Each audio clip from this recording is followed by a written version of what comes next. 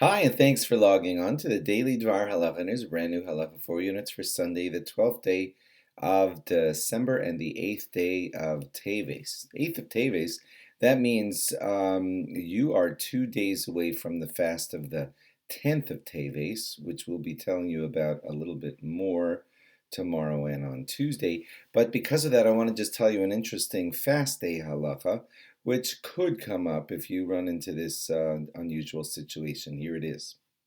Let's say this Tuesday you're fasting, you're trying to fast, and you come to a water fountain or food that you often grab kind of quickly, and you mistakenly make the bracha, and you remember after you complete the bracha that, ooh, it's a fast day.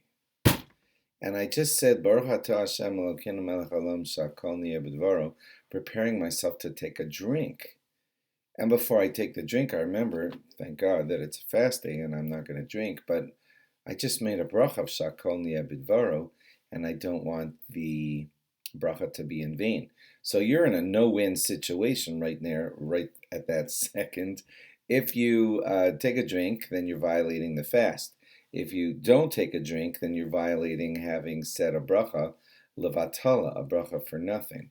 So what do? You're in a jam. So I want you to know some facts that go into deciding this dilemma. The Rambam was of the opinion that a bracha levatala is a violation of a Torah law. A biblical command has been violated when you made a Torah bracha for nothing. So says the Rambam, a bracha for nothing. So says the Rambam in Hilchos Brachos. Tosfos, however, is of the opinion that it's just a rabbinic prohibition.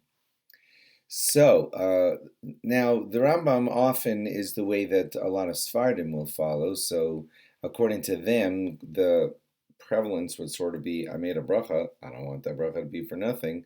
Whereas according to Ashkenazim, who often follow the psak, the decisions of Tosfos, so they would kind of say, well, I'm dealing with two even level things here.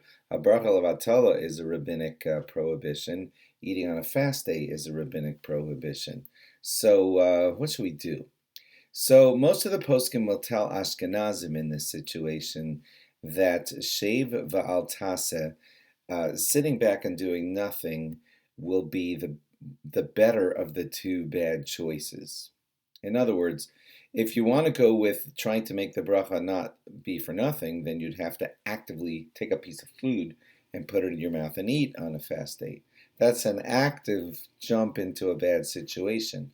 If you say, it's a fast day, I'm not eating, then you're just sheva al tasa, you're sitting back and do nothing, and by default, the bracha becomes for nothing.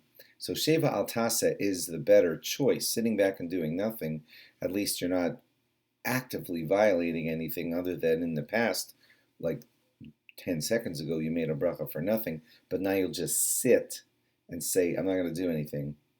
And slowly, quietly, your bracha will become for nothing. That seems to be the better option in this bad dilemma situation for Ashkenazim. Now, it gets more interesting for the Sfardim because, remember, according to the Rambam, saying a bracha in vain is a biblical prohibition. So Rabbi Ovadia Yosef was of the opinion that in this bad circumstance where you made a bracha and forgot, and you made a bracha on food on a fast day, Rabbi Ovadia actually says, take a small bite of the food, because I don't want to violate the biblical prohibition of saying that bracha for nothing. So Rabbi Ovadia would suggest in this bad situation to take a small bite of food.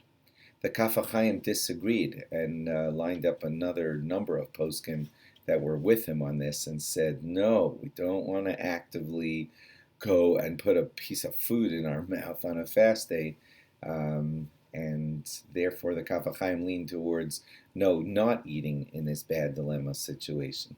So for Ashkenazim, our conclusion is rather clear. If you made a bracha by mistake on food on a fast day, just don't eat it.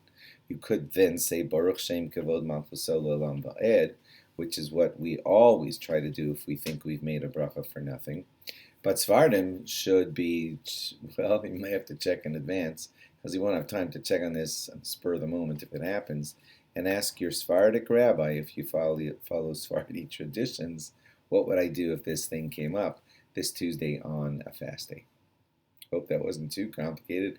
And we'll tell you a little bit more about things that have happened on the 8th and the 9th and the 10th of Teves in tomorrow's halacha. Thanks for logging on. Log on again tomorrow for more. Bye-bye.